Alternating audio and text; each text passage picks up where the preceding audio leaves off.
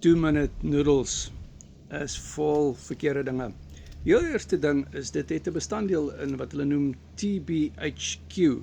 Dit is 'n petrol afgeleide preserveermiddel, wat baie sleg is vir jou. Verder het dit MSG in. MSG is monosodium glutamate.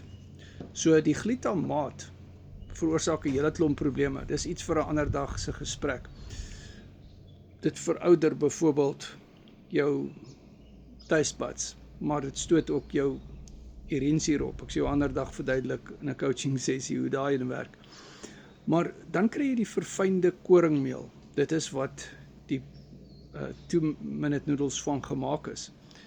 Daar's soveel verkeerde komponente, onder andere palmolie, wat binne in hierdie 2-minute noodles is. Dit is baie sleg vir jou. Natuurlik die verskriklik baie sout wat daar ook in is, en so.